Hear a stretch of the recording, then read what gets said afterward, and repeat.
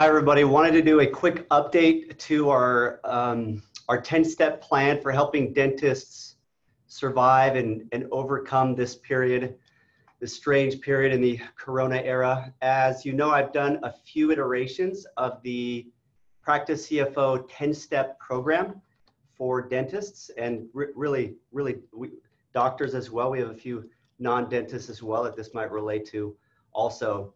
And a lot has happened over the past, I think, week and a half, 2 weeks since I did the last iteration.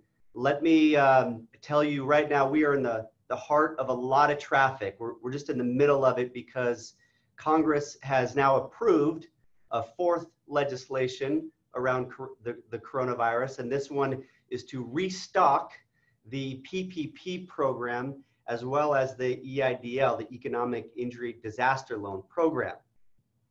And there is definitely a sense of urgency that doctors should be feeling right now, particularly if they have not applied for the PPP loan. So I'm going to talk about that. I'm going to talk about what to do in applying, what to do if you're not getting any contact from your banks, what some other options are. And then I want to also talk about forgiveness. A number of our clients are starting to see the PPP money landing in their account, as well as some economic injury disaster loans. Many have already received the grant, which is an advance against that economic injury disaster loan, up to $10,000, $1,000 per employee.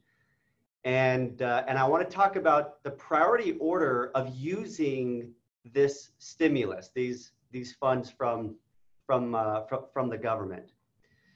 And let me just make sure I'm sharing the right screen here. I believe I am.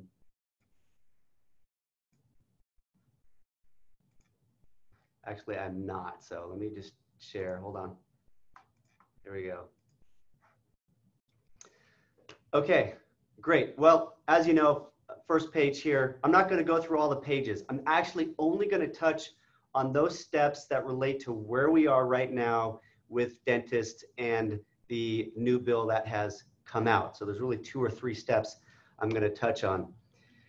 Practice CFO helps doctors thrive financially. We work with largely dentists, almost exclusively dentists, to help them accelerate the day that they're financially independent.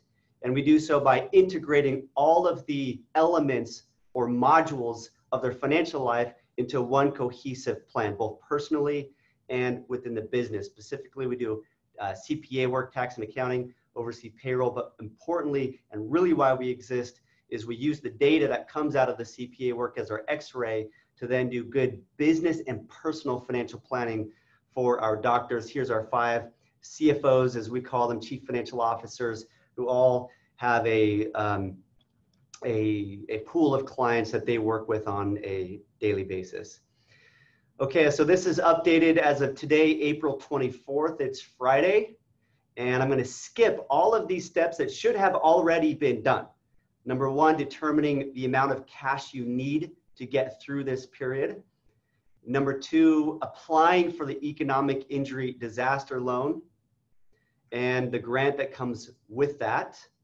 And let me talk really quickly that of this stimulus that just came out, there was $50 billion that is pegged for the economic injury disaster loan. There is $10 billion that is pegged for the economic injury disaster grant, which is formally an advance against that loan.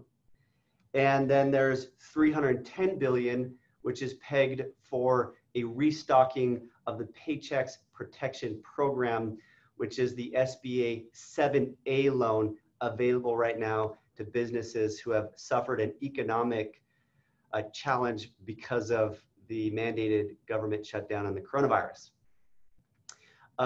Most of you have been receiving the grant. Some of you have been receiving the loan, or at least the ability to choose the amount of the loan.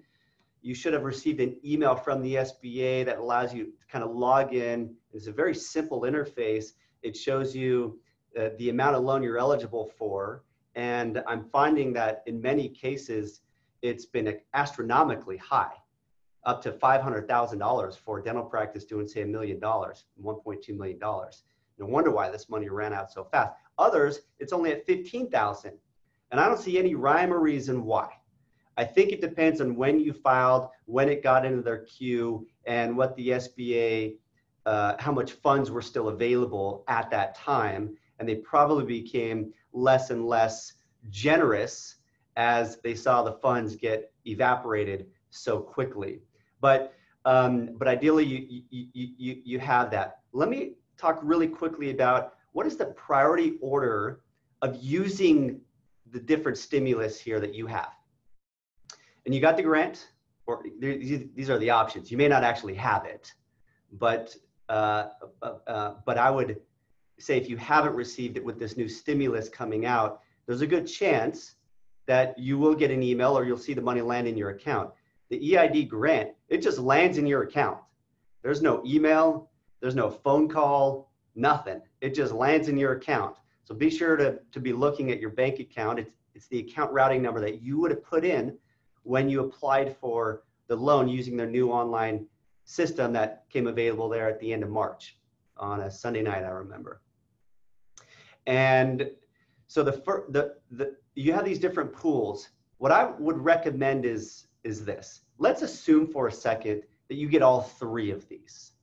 You got the grant, you're probably already using the grant as we go. It landed in your account. And by the way, I don't recommend for any practice CFO clients you to set up a brand new account for any of this. We have real detailed accounting records. We're creating the tools to extract the data. We'll be able to use that to give it to the bank when we apply for loan forgiveness. So don't go set up a new account.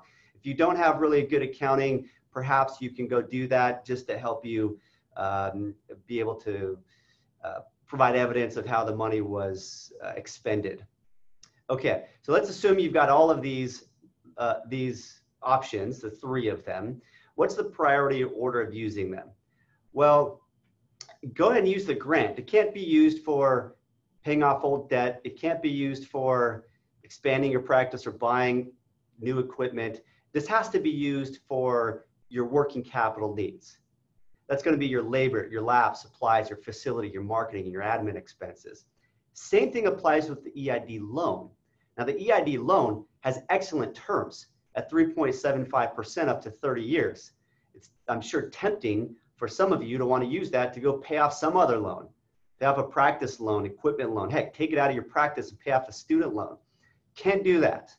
Can't do that. It needs to be used just for working capital needs. It's probably okay to pay off a credit card balance. I'm going to assume that's okay. There's nothing stated about that. But your credit card is the balance of money used to pay for working capital needs. And so therefore, if you got a large credit card balance, especially one that spiked because of office closures, you could go ahead and probably pay that off. I think that would be okay. And then much better to have a 3.75% interest rate over 30 years than to have your credit card interest rate. No doubt about that. However, this is a loan, other than the grant, this is a loan, the EID loan, it can't be forgiven. So this is a loan, it's going to go on your balance sheet, and then that's going to have all the drawbacks of any other loan on your balance sheet. Meaning if you try to go refinance your practice debt, or you want to do an equity cash out of your practice or whatever, now you have another debt on your balance sheet. And we don't want more debt just for more debt. I wouldn't be opposed to setting aside some of that to rebuild your working capital, which should be probably around 75% to 100% of your your monthly cash outflow in your practice. So if your monthly cash outflow in your practice is, let's say, $60,000, and that covers everything going out the door, then probably not a bad idea to park $60,000 of the EID loan in your practice. So you've got that cushion. So when the doors open back up, you're not riding at ground zero on your cash. You've got some cash to help you sleep at night. And yeah, you'll pay that loan off over time. It's going to be $60,000 at 3.75% over 30 years. That is going to be a tiny loan to pay off. So not a bad idea to do that. However, beyond that, let's not take out more loan than you need, or at least pay it back once we get through this. Once you get to the PPP loan, now you've got money that's potentially forgivable if you play your cards right. And that's going to be really valuable source of funds. So we want to use the PPP loan money first and the EIDL grant first. Then we sort of use this backup valve known as the EID loan, assuming you got that loan. And then beyond that, you may need to request a line of credit from your bank. Perhaps you could ask for an equity cash out loan. That's where you have equity in your practice, just like you might in your house.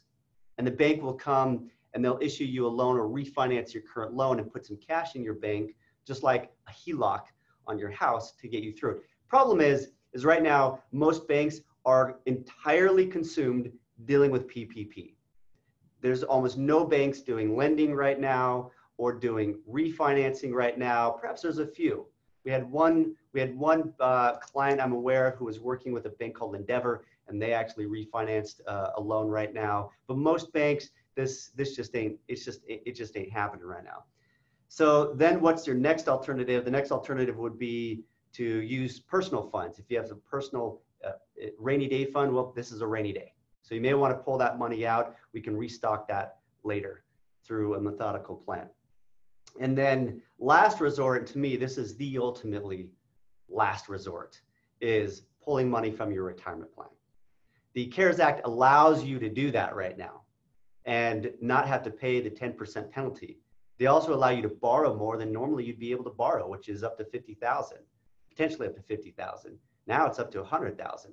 So that's another valve, but given the market is still down substantially, and right now is actually the time to be putting money in if you can, you'll be thankful for it later, is my projection. I do not recommend pulling that money out unless you just absolutely have to, because you got no other option to go with. So let's carry on. So step 2 is apply for the economic injury disaster loan. Decide what to do with each employee. We're probably long past that at this point. One thing I do want to state is some of you are trying to get your staff back probably pretty soon, and your staff are feeling pretty comfortable right now because a lot of them are getting, here in California at least, over $1,000 a week for doing absolutely nothing. And that's a proposition that you have to compete with right now. Some may say that they have to stay home because they're sick watching over somebody with COVID, or maybe they have COVID themselves, or their kids are in school, are out of school because of COVID. And I had mentioned in a previous webinar that when your office is closed, you don't have to pay that. And that's on the website of the Department of Labor, that if you don't have the economic ability to pay or your office is closed, you don't have to pay that. However, when you are back in to the office and your doors are open and you're saying, hey, staff, I need you back. I got patients coming in, I need you back. And at that point, they can't because they're watching kids who are out of school, then you do need to pay them for up to 10 weeks of emergency family leave, or at least up until summer would start or their daycare reopens or whatnot. Then they don't have an excuse, but you would have to pay that. And if you do, there is a dollar for dollar credit against your FICA taxes that you'll have to work with your payroll company. If you're a client of practice CFO, we're going to take care of that for you and work directly with the payroll company and fill out the form so that you get that credit for those employees. A few of you had ended up paying your staff some sick pay just to sort of help them out as you wanted to. And if you pay that after April 1st, you can get that credit for that as well. But anything you pay to your staff before the point when you receive the Paychex Protection Loan will not apply toward the Paychex Protection Program loan forgiveness requirements, FYI. It's only the payroll that starts after you receive that money, which I'm going to explain here in a second. Step number 4, conserve your cash. Won't go over that, just review the prior 10-step recording around loans and rent and other things. And this still very applicable right now because offices are not opening up yet. Some states I'm finding it's early May, others it's mid to late May. A lot of them, most of them, we don't know yet actually at this point. A lot of that is forecasting. But what you can be doing during this period of time is to be very proactive in reaching out with your staff. And really what I meant to say there is reaching out to your patients and letting them know, hey, it's almost go time. We were scheduled. Let's get you back on the books. How you doing? How's that tooth? And really be creating goodwill and connection with your patients. Okay, all right. Now to the big changes. Step 6, applying for the SBA 7A PPP loan. In my earliest 10 step, which was about a month ago, it was, let's go ahead and try to time this better. Let's hold off a little bit until you're about to reopen doors, because the loan forgiveness is dependent on you rehiring your staff. And you can't rehire your staff if you don't open up doors unless you want to pay them to be at home. Let's talk about that for a sec. If you got the PPP, let's say you get it today, but you still got 3 weeks or so before you can open doors. Should you put your staff back on payroll? There's definitely differences of opinion on this. But let me just explain what happens. If you put them back on payroll, they no longer receive unemployment income. And a lot of your staff, some of your staff, I should say, are probably getting paid as much, if not more, by being on unemployment income than they might be with you. Now, that's unlikely for hygienists and, of course, associates, but your assistants in your front office, that very well could be the case. And some of your staff are not going to want to be put back on payroll. I've already had a few clients talk with their staff about it, and that was a lot of the consensus, is they simply didn't want to be put back on payroll. And they know that they get this extra stimulus of unemployment income through the end of July. So you might be in a little bit of a tug of war to get them back. And any staff who says, I can't come back for XYZ, and you know it's not true, you should really question whether that staff is loyal and committed to your practice. Most of you have good, loyal, committed people, but that sure would be a cause for concern for me. And you can terminate people at this time just from economic hardship. You don't need any reason. California, you don't need any reason anyway, but there's always the possibility of a wrongful termination. Right now is probably a get out of jail free card in that regard, and that you just can sort of say economically, I can't bring you back. Anyways, that's getting off topic here. Here's my new advice now. My new advice is, so you apply for this PP. Well, let me finish up that conversation. I apologize. I typically am recommending to not put them back on payroll until your doors are open and they're actually in the office working. Now, if they're at home and they're billing or they're scheduling or they can be doing something really productive for the practice, great. Put them back on payroll right away. No, do not wait on that and make that a priority. However, the rest, your hygienist, your assistant, most likely bring them back when you're able to open your doors. Even if your chairs aren't full, still bring them back when you're able to open your doors. You might as well, because the government's going to pay for it by getting an increased loan forgiveness by bringing them all back. So if you have not applied for the PPP loan because you are still going off my advice from a month ago or other people's advice to wait to time it better when you open doors, stop. Apply now. The original $349 billion went in 13 days. This is probably going to go in about 4 or 5 days. The reason why is these banks have tens of thousands of applications already in and probably already going to soak up most of this new stimulus if you're not in line. So here's what I recommend. Apply with your bank right away. The banks are finally getting, not finally, banks have done a great job on this. I've been very impressed with a lot of the banks, but they've got their systems in place now to handle this. So apply right away. You might need your CPA. The application's a little bit of a bear. If you're a client of practice CFO, you know we're filing this for you most likely, and our whole team has been dedicated to that this past week and a half. That's all we're doing. Our accounting team is applying for those. We CFOs are reviewing it, and then we're working with bankers on this. And it needs to be a team effort between you and us to make this happen.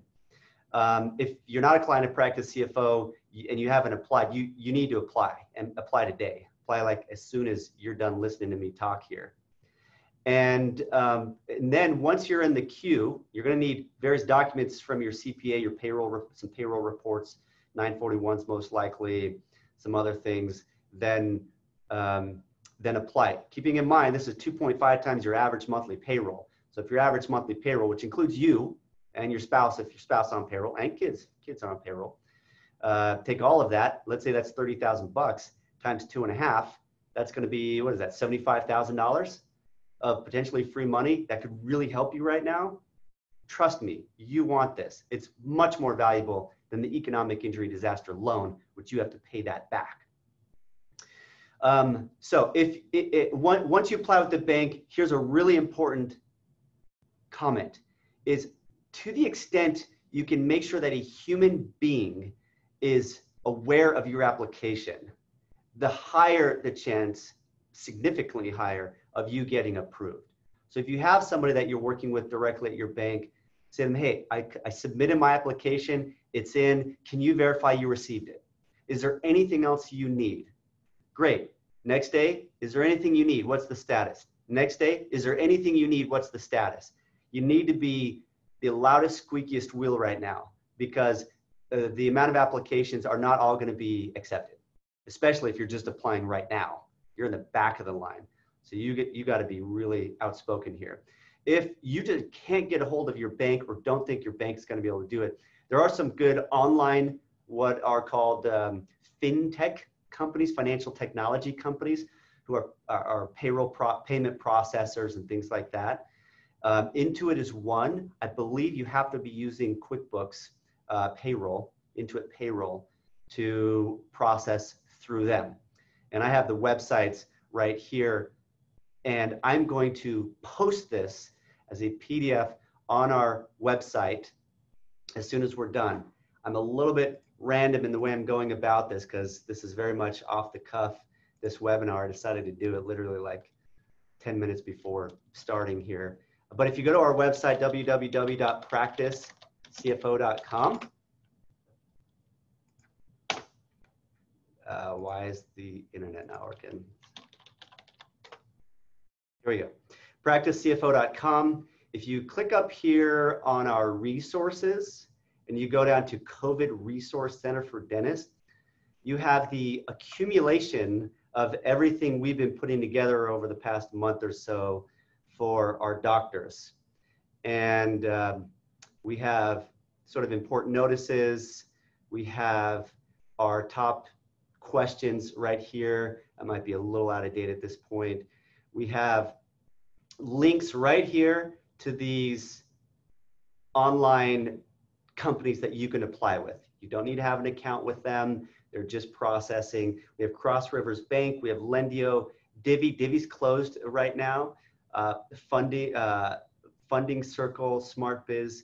The ones that I'm finding more recently are these ones, good options. Intuit, you could click on this link using our PDF. PayPal, Cross Rivers Bank, and Lendio.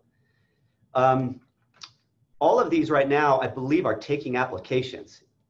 And especially now, some were waiting until the funding was approved, which it's now approved. So they're all taking applications, and you can apply through them. It would be a really good option. Coming back to our resource center, we have also some alerts and things like that. All of our 10-step is down here as well. Some commentary from me on the markets. We're investment advisors as well, and how we're recommending clients approach their emotions to the market fluctuation and so forth. So a lot of good stuff on here. We will have this posted there. Also on our blog, click on latest news and blog. This is where we're posting almost every day or every other day, perhaps, our most recent commentary on the what dentists should be doing with these different stimulus package loans. So I'll be posting this as well as a blog post once I'm done here. So coming back to our 10-step, step 6, apply. If you haven't applied, apply now. Then I'm going to skip the prior information And step 7 still is applicable. As soon as you receive these proceeds, make sure you've re-engaged your team at full or as much as you can until you can reopen and re-engage them at full. Step 8 is a calculation of the loan forgiveness. Now, I explained all of this previously and it still all applies, but here's some updates to the forgiveness. We are now at the point where doctors are receiving the PPP money, which is great. So our minds are starting to pivot a lot to what do we do now to ensure the highest likelihood of forgiveness on this loan and the highest amount of forgiveness on this loan. And so let me explain this. My first comment I want to state is that this is an unusual situation. Normally, when you owe money to the government, like you do with this PPP loan, technically it's a loan from the government. Normally, when you owe money to the government, i.e. taxes, there is a battle. You want to pay less taxes, and the government wants you to pay more taxes, specifically the IRS. And so you will toe the line. Ideally, you're not crossing the line, but there's this tug of war that takes place, and you're at odds with the IRS. In this case, you're not necessarily at odds with the US Treasury, Congress, and the SBA in wanting this money forgiven. They want this money to be used to get the cogs of the economy turning again, and of course, rehiring your staff to make that happen. That's what they want. So you are on the side of the government. You are on the side of also the banks. The banks, I don't believe, want this on their books. This is a 1% loan, and it uses up their lending caps. They're allowed to lend out certain amounts, and this I believe, is using that up. And so banks don't really want this on their books. They're happy to have this money forgiven. They're doing this a little bit out of, well, compulsion and also client service as well. And so everybody wants this money forgiven. So if there's any ambiguity, which there is a significant amount of ambiguity, then let's interpret this in the favor of you, the borrower. I'm not telling you to be dishonest. Let me state that. I'm not telling you to be dishonest, but I am telling you where there is gray to very much toe the line on this. And there is quite a bit of gray. I expect that there will be some further clarification from the Treasury. They do these updates, these Q&A to answer questions that everybody has. They're doing it once every couple of weeks about right now. I suspect we'll have some more of that now that we're into forgiveness territory, the 8-week period that starts when you receive the money. So some of what I might say here, let me just caveat it by saying it could be very, very much be overridden by clarifications that the US Treasury and the SBA make on the forgiveness. So let me go through what I understand it to be, admitting that I may have a misinterpretation, perhaps, and that other people may interpret this differently, but let me explain how I interpret this.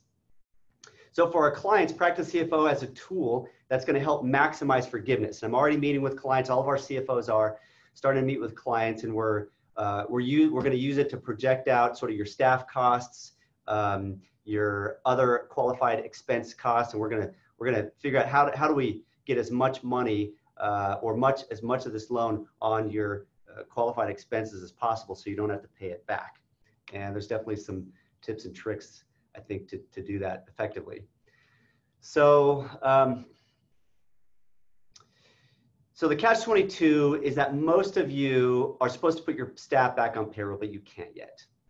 And typically, as I mentioned, we don't recommend you place your at-home staff on payroll until they're able to perform their duties. We'd rather you pay back any unused PPP loan than pay your staff because they're already getting paid. The loan forgiveness is reduced by the following 4 factors. Factor number 1 is what I'm going to call the FTE factor. And FTE stands for full-time equivalent. Now, I explained this previously in real detail with examples on prior 10-step explanations.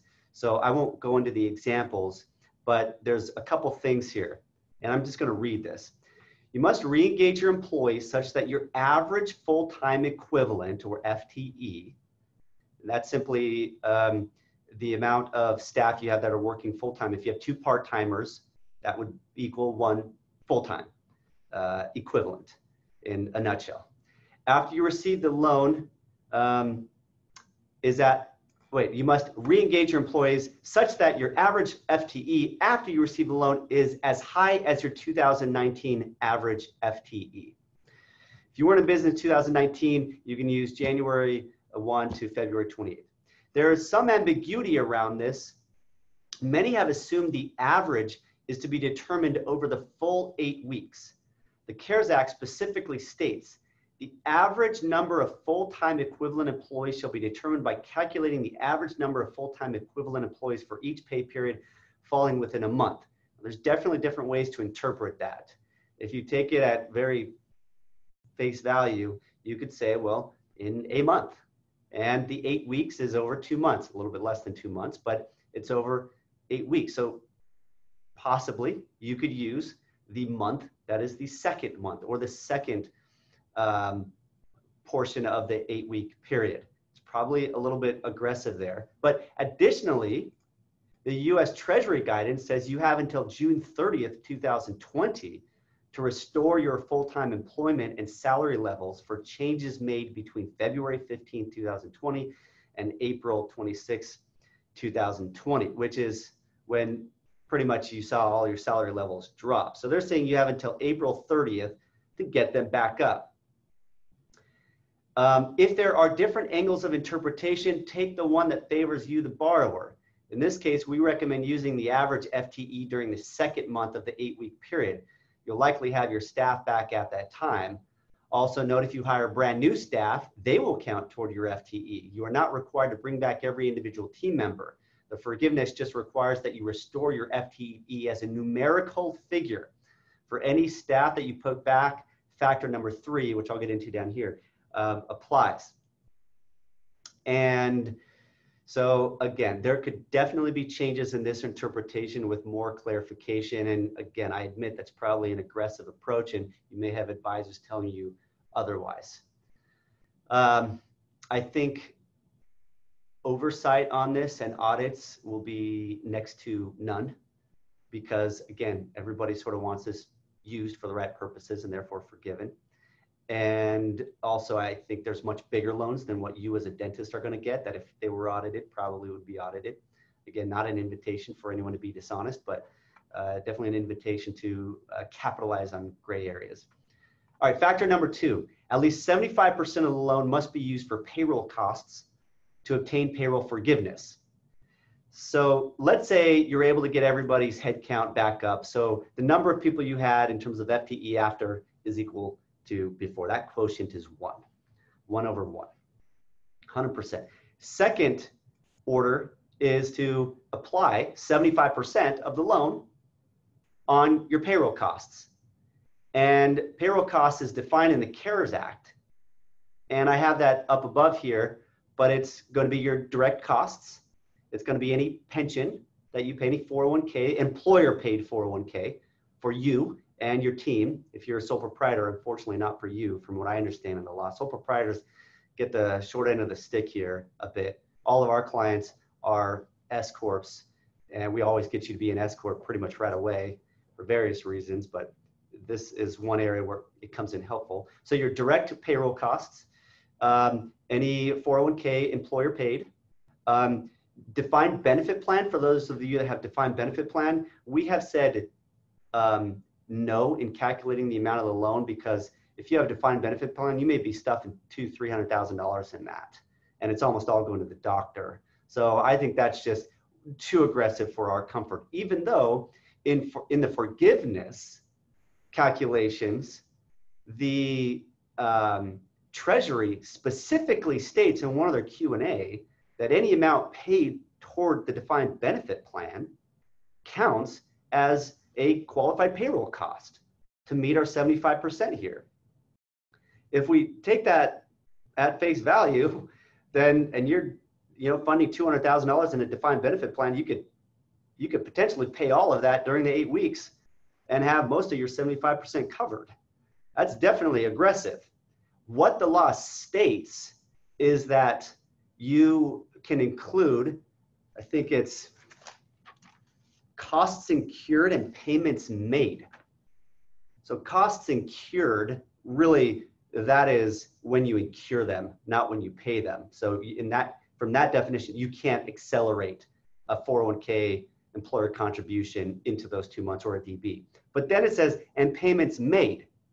So again, this is an area where it's not quite clear which one makes sense, because you're clearly making the payment if you go put $150,000 in your defined benefit plan, or if you go put $60,000 in your safe harbor profit share for your 401k. And so unless we hear other guidance that prevents us from doing so, Practice CFO intends to, at least on the 401k side, accelerate the payments for the year for 2020 into that 8-week period. That's definitely our intent. We'll see if there's any clarification on that, because that's big. Health insurance benefits paid for by the employer also is counted toward the payroll costs. Can you accelerate that? I guess the same comment applies. I think so, because it says payments made, but that would definitely be an aggressive approach and could be limited. Big thing that I don't know is the banks are going to have applications that you have to fill out to get forgiveness. And the banks are not required to validate your numbers.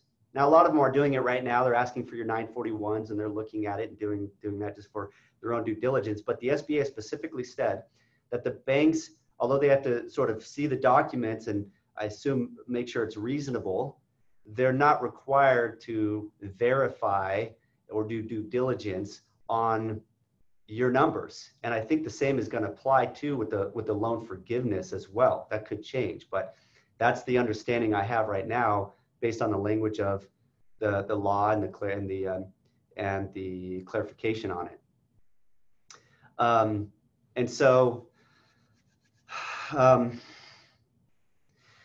costs incurred and payments made, could you accelerate your health insurance? Possibly, to do that. Also, what else could we fit in there? Okay, when it comes to your staff costs, you could accelerate certain things that you pay them later in the year. For example, if you pay them a Christmas bonus, to say, hey, staff, you're not getting a Christmas bonus this year, but you're getting a summer bonus. I'm going to pay that for you right now. How much you could prepay your staff? Could you prepay your staff in that last week of the 8-week period for the next month or month and a half? Maybe. I've heard of one attorney who said that's something that can be done, but each state has their own labor laws, and I don't know the answer to that. So I would say consult with a labor law attorney. I don't see perhaps any reason why not, but here's what you definitely should do is define the last day of your 8-week period. The last day, and then if you have a payroll that's going to be going out within a week or so of that, at least take that one and make sure it's paid by the end of the 8 weeks. Squeeze as much as you can in there. Also, if you have a payroll that's going to go out, say, at the end of this month, and you don't think you're going to receive your PPP until April 1st, see if it's okay with your staff if you just extend the payroll period just for this one time into after receiving the PPP loan. Again, I'm not a labor law attorney. I recommend you talk with the labor law attorney to confirm some of this. I'm just thinking about it analytically as a financial advisor. So we need to cram as much as we can within that. Let me see here. So that is number 2, is at least 75% needs to be used for your payroll costs as we just defined them. Now, at a minimum, even while your office is closed, make sure you, the doctor, and your spouse, and if your children were on payroll, are all on payroll right away. And For you, the doctor, don't pay yourself any more than $16,666 during those 8 weeks, because that's the cap. It's $8,333 per month, because times 12, that's $100,000, and you can't include more than $100,000 pro rata for those 8 weeks to apply toward the 75%. If your wife is on, or husband or spouse is on a lower payroll level, you could definitely bump them up. Not a bad idea. Kids, I know for our clients, we're not going to pay our kids any more than the standard deduction of $12,400, so they don't have to file a federal tax return and are in the 0% tax bracket. We're not going to bump them up above that, but we will accelerate that to be paid within the 8-week period, if their kids are old enough and they actually have some responsibility that they can do, of course. So that's one of the first things you want to do. Then we get down to, I'm going to skip number 3. I'm going to come back to it. Step number 4 is that the portion of the loan not used for payroll must be used for interest on pre-existing debt, rent, and utilities. No more than 25% of the loan can be used on those things. So a lot of you have your loans that are on deferment. I think once you get this, get off deferment, start paying it, or at least pay the interest portion with your bank, so we can count that as forgivable money. With your suppliers, if you have equipment loans, any other loan that's on deferral, probably a good time to resume that. And if you got the EID loan, I would say resume it completely, not even just the interest, but the principal as well. You might as well, because you got this backup valve known as the EID loan. You should be okay on cash for sure. Rent, stop deferring any rent if you got that. We want to include that, or utilities as well. Be paying all of that now. If you have an arrangement where you own your building, I would probably up your rent, maybe double it during those two months. Or if you have that type of relationship with your landlord, you could possibly pay ahead of time, or at least pay back any deferment you had before you got the PPP money. And again, more law might come out on this, saying that you can't accelerate certain things or anything, I don't know. But as of right now, it doesn't say anything about that. So I'd recommend you do that. So calculate what's 25% of my loan. If your loan is $100,000 for the PPP, 25,000, try to at least bundle $25,000 of those different expenses on loans, interest on pre-existing loans, your rent and your utilities into that 8-week period. Okay, let me come back to factor number 3. This is the last one relating to payroll. You must, and there's been some debate whether this is still applicable or not, and I don't know. I think it is. You must not give a reduction in total pay of more than 25% to any specific employee that you bring back on. Again, you don't have to bring them back on, but if you do, you don't want to pay them less than 25%. But here's the confusing thing as I read it.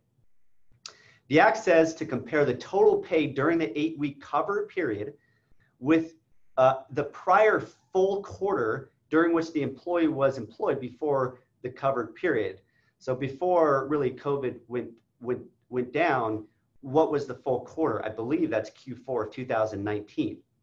So they're saying you want to compare the 2-month or the 8-week period with which is the covered period, with the 3 months in Q4 2019.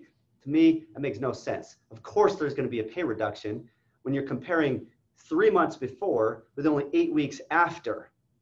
So maybe I'm missing something in the law, and our CFO advisors here, we meet twice a week to talk about what we're doing and working with our clients and our interpretation, but we're struggling a little bit with that one. So what do I say? Given the language elsewhere and mentioned up above in B about the 1-month comment and restoring your staff by June 30th, we intend to use the second half of the 8-week period multiplied by 3 to have an apples to apples comparison. Clearly, that's in our favor. That's in the favor of the borrower to do that. I get that. And clearly it's aggressive.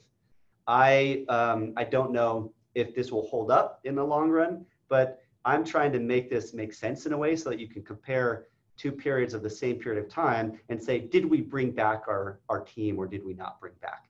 Or did we end up paying them, in this case, pay each staff member that we brought back roughly an equivalent amount as what we paid during that period? They're not saying, are you paying them the same hourly rate? They're not saying that.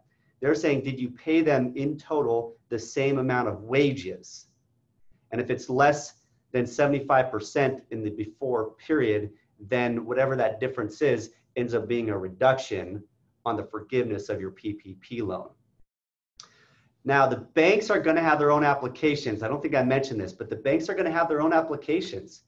And I don't know if they're going to figure out how to use a global one, or the US Treasury comes out with a sample like they did on the application, a sample forgiveness application. I suspect they will.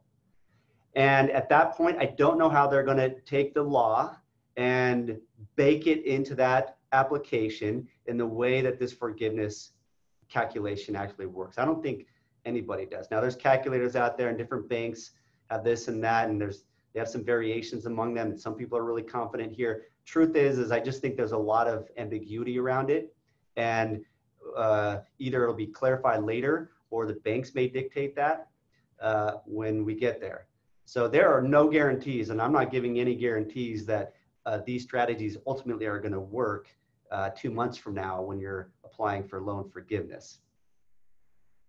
But I sure think we should start with a plan, is what I'm recommending and what we're doing with our clients. If anything doesn't work, it doesn't work. But if it does work, at least we're doing it. That's the way I'm looking at it. All right, and factor number 5 is the loan will be reduced by the amount of the EID grant. That's the grant up to $10,000, $1,000 per employee, that was received. No, not the EID loan. It's totally unrelated, just the EID grant. And it's not entirely clear, but we believe the FTE test, which is test 1, or in my analysis here, the factor 1, will be applied first. Then a reduction will be made for the remainder. Below is an example. This really simple example is $100,000 loan. You brought back 95% of your staff as a head count, as a numerical figure in the FTE ratio. So the forgivable amount, potentially forgivable amount, is $94,000. Then you apply factors 2, 3, 4, and of course the EID loan or grant there, and 5.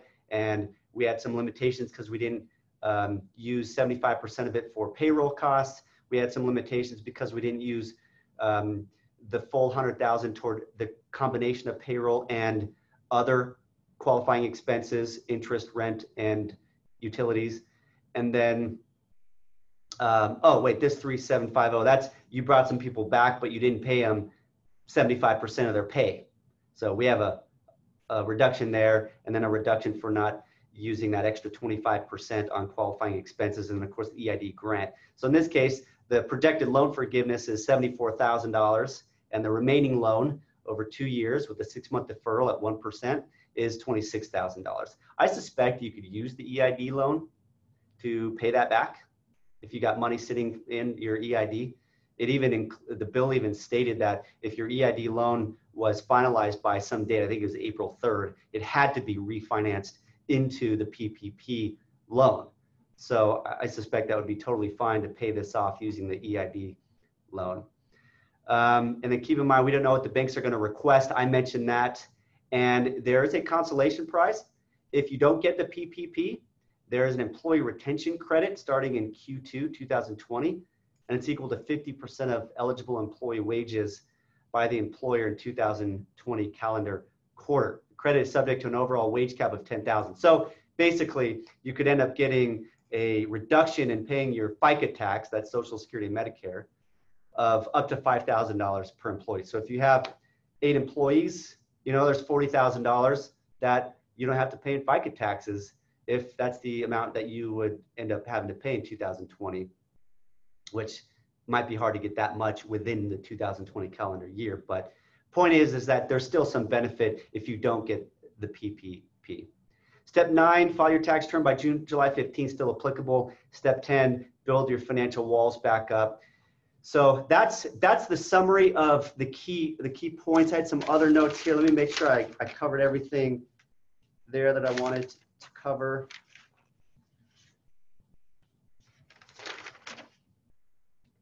Yep, that's everything. I'm sure after listening to this, many of you have 1,000 questions.